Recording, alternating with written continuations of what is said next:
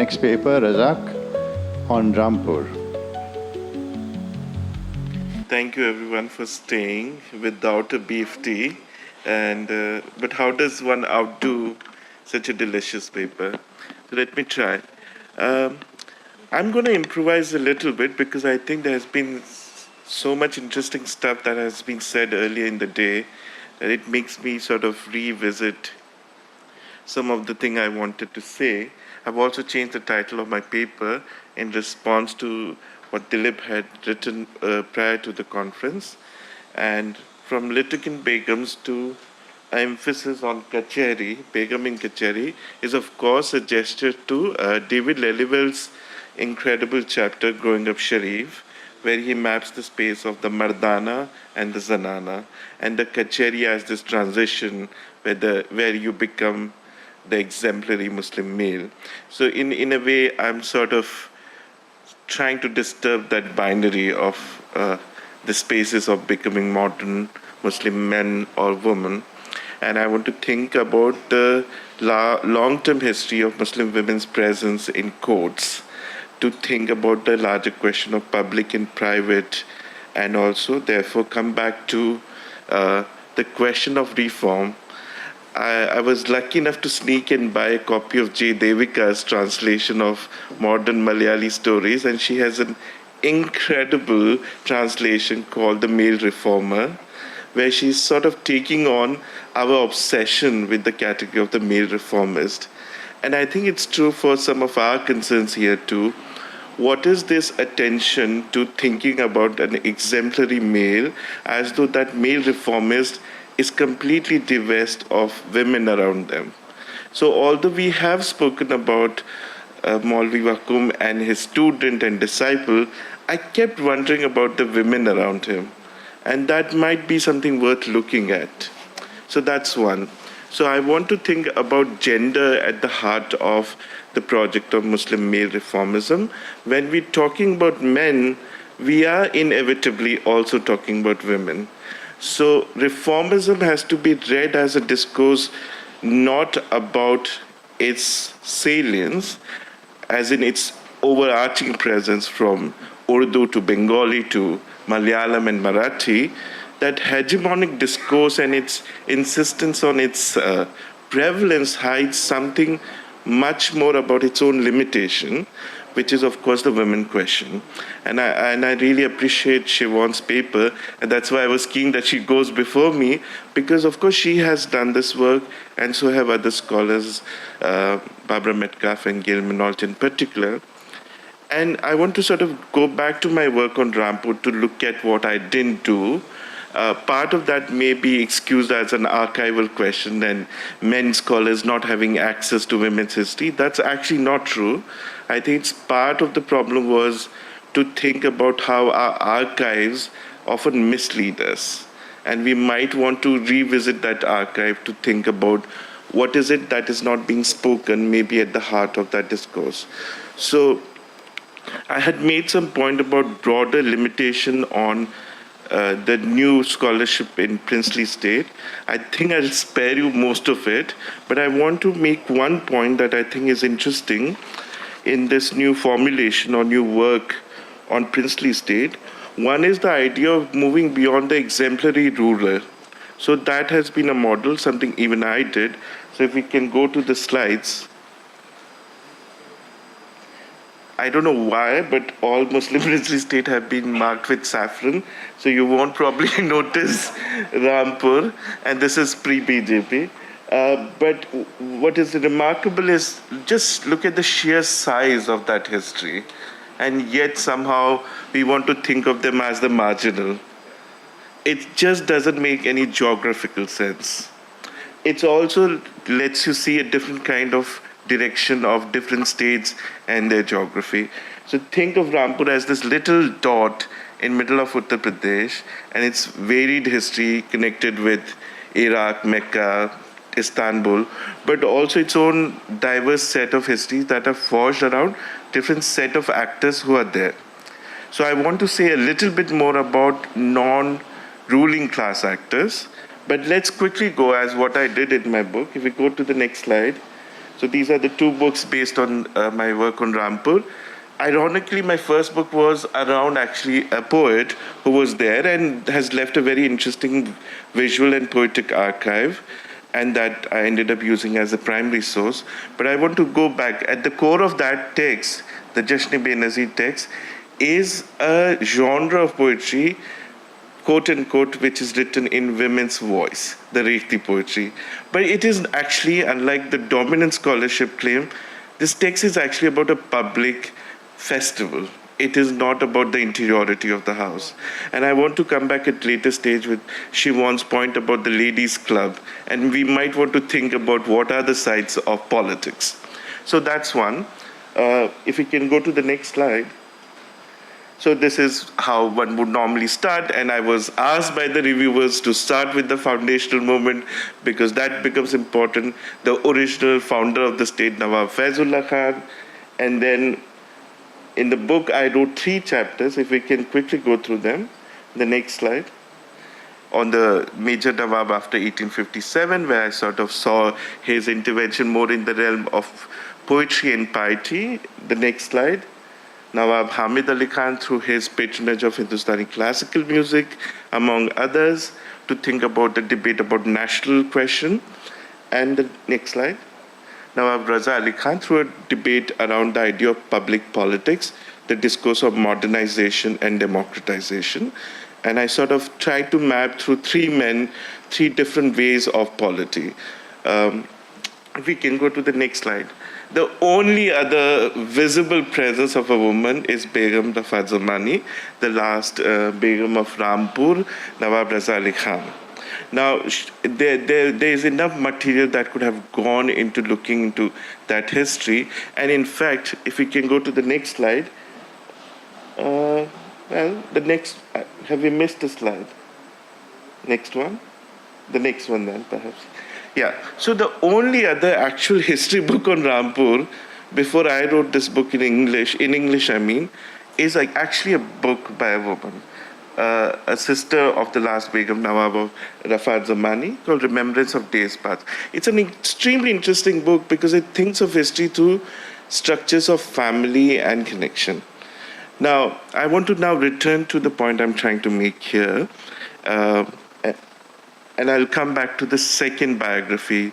If we can go back to a memoir of the last daughter of Nawab of Rampur to make a point about what might a women's archive tell about male history.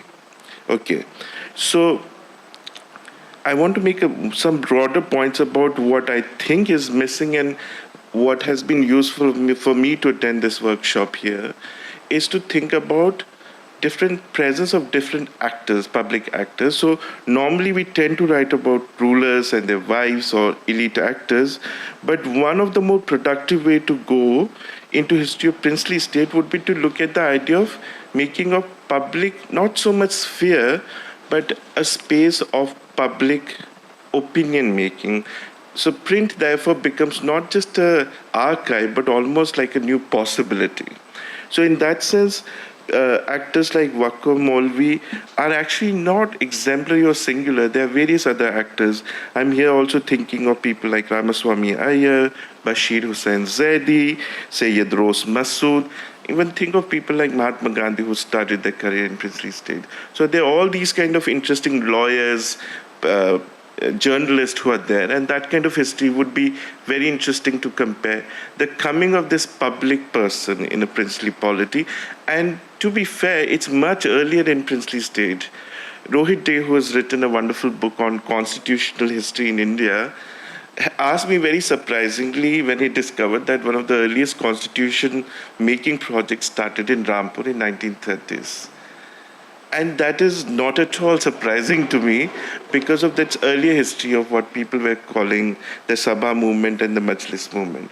So that's some of the early experiment both in political change, but also I would say literary change and other forms of modernity actually happens in princely state. Think of the fact that some of the biggest archives in India are actually in princely state. The Bikaner State Archive, the Travancore too, but also Bhopal, Rampur actually is known for the Rampur as a library. So also this idea of history making. Anita Cherian's work, although on post-colonial India, actually shows that some of the earliest cultural event in India wouldn't have been possible without the princely patronage. So earlier recipient of national cultural awards are actually all princely performers. So in that sense, one might have to do something even when this archive is rendered local by its structure. And I really appreciated Professor Menon, who's my teacher, has always the most exciting thing to say, to think of the para-colonial as one way of not thinking everything with colonialism or nation. And in that sense, the princely archive become interesting not because it's so exceptional, but it might actually tell something about also nationalism and post-colonial nation making. So that's one push I would like to say. I do want to flag a reservation, which is to think of the geography of Travancore through this structure of the ocean. I would be more interested in also thinking of princely state-connected history. This is something I think is still missing. So I hope I can show a little bit evidence of why that might matter, of a connected history of princely states too, because that otherwise leaves this as exemplary history of Bhopal, exemplary history of Hyderabad. And one of the nice things of working with Siobhan, apart from the fact that she's very polite and supportive and always encourages young scholar, is that she has helped create these conversations. So the Food History Project, I think, has been very useful to sort of think across the Hyderabadi, Bhopali, and the Rampur case. And here I'm only talking about Muslim princely state, to sort of imagine them both in a way connected, but also very different. So when she was speaking about the Bhopal Begum model, I was thinking about the extremely decadent Nawabi tables of Rampur and a completely different discourse where the Nawab of Rampur insisted that if you want to enjoy Hindustani classical music, you must overeat and you should sort of be so full of food that you can truly relish, as they were saying, the music. So there are different models within what we might call Muslim reformism or Muslim cultural politics at that. Okay, enough of, I think, broader speculation. I want to now come back to a new project that I've just started, which is actually on a post-colonial history of democratizing the family. And in that project, I was, of course, expected to work on the Muslim personal law debate, and I immediately resisted that temptation. And I instead suggested a different possibility, which is the idea of thinking about the family and the state of democracy in India instead. So what might an archive of Muslim family law reform tell us about the history of Indian nationalism and democracy? So instead of starting with the Shah Banu case, I suggested that one might want to go back and look at the historic connection of the Muslim women in courts, not as something that is then brought by the post-colonial state to saving them, but actually a longer history of Muslim women using law from the very beginning to sort of make claims to both colonial and post-colonial state. Okay, so let me begin with this facet of my new research called Unfamiliar Family Law and Reform. So, of course, scholars remain aware of the legacy of princely past in the present. We explore some of these contentious past by looking at princely state and their legacies in contemporary India, particularly as evidenced in the politicized debate on the abrogation of the special status of the state of Jammu and Kashmir, and Chitrarekha Jutsi has written on it. The scholarship on princely Kashmir and minorities' rights have been, of course, written very eloquently and shows historic connection between citizenship debate in princely Kashmir and its contemporary resonances. Furthermore, the Muslim princely state that also allow us, and here I'm of course referring to Siobhan's work on Bhopal, and I want to also mention the work of Kavita Datla on educational reform at Osmania as early experiment, not so much in Muslim educational reform, but also a model for larger debate about educational change globally. However, it seems to me, and I'm coming back to the question of comparative studies. So, in this paper, I want to suggest one possible line of inquiry. So, I want to suggest a history of dialogue and dissent on the issue of family law from the Princely State Archives in Rampur, possibly from Bhopal and Hyderabad. We'll see. Taking a connected and comparative history approach, I argue the need to study debates in princely states as crucial in the larger history of law and family in colonial and post-colonial India. So I want to compare and contrast these three states and different trajectory around Muslim women's right in princely family. The lead here was, of course, taken by the Begums of Bhopal, and Shivon's first book is exemplary to map those discourses and practices. Hyderabad is, of course, largely written for its exemplary male leaders, but the women in Hyderabad Zanana are not, of course, divest of politics, and we know specifically the marriage alliance with the Ottoman, the famous princess Dureshehvar, and others. It is, of course, not often mentioned that a huge amount of meher was negotiated to the extent of $250,000. This was a huge debate before a marital alliance would be made. So I don't want to go into the gossipy details of how that came about, but that's the amount we are talking about before these princely marriages would happen. And till the time it was reached, nothing would go ahead. So that's first. And this had to be negotiated by someone like Shaukat Ali, an important Khilafat leader. So we are doing too much in that sense. I also wanted to make a point when Mahmood was presenting his case. The question of status of women is at the core of whatever we might want to call the Muslim reformism, because in fact the example that Mahmood gave, the Islamic Review, is actually an Ahmadi journal from the working mosque, named after Sultan Jahan Begum, who had paid money for this mosque. From my research work, I have found them in Europe. So Islamic Review, the journal at Woking, also has a German edition from Berlin called Islamische Review. And this had various articles on the debate on status of women in Islam, particularly parda and right of inheritance and marriage.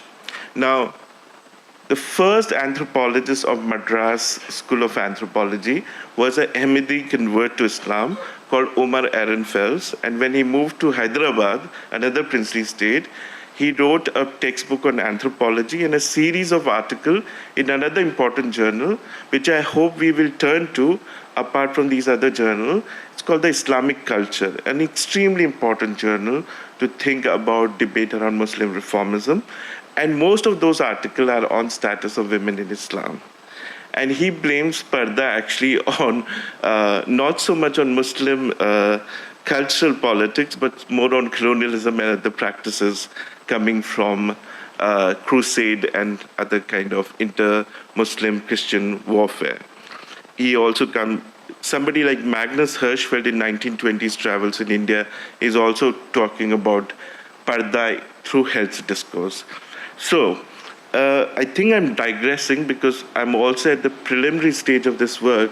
But what I see and what I can sort of see in some of the conversation here is when we are necessarily working with an exemplary male figure and when the terms of the discourse are largely around male leadership, what is at the core is also another debate, the unspoken one, what J. Devika would call the underscript of the male reformer, would be the women question, and not necessarily about reforming women, because J. Devika actually thinks the progressive male reformer is also the problem and not the patriarchal head. So in that sense, it seems to me that the project on family and domestic issue or domestic matters becomes quite central to understand a new kind of Muslim male leadership. And this is, of course, at the core of the argument that both Barbara Metcalfe and David Lelewel made on the Aligarh and the Deoband model of reformism. Remember, Metcalfe's book on the madrasa was followed by a translation of Maulana Ashraf Ali Thanvi's text on Muslim reformism. In case we have a different opportunity also here, because this point was raised, I think also in Shivan's paper, where Ashraf Ali Thanvi, when asked where is a book for men, says, well, this should work for men too. So there is a very interesting gender element politics within Muslim male reformist discourse too. So with those fertile speculation, as Rajeshwari Sundarajan would say, I'll sort of rest my paper, and I'm hoping we'll have more productive conversation. Thank you.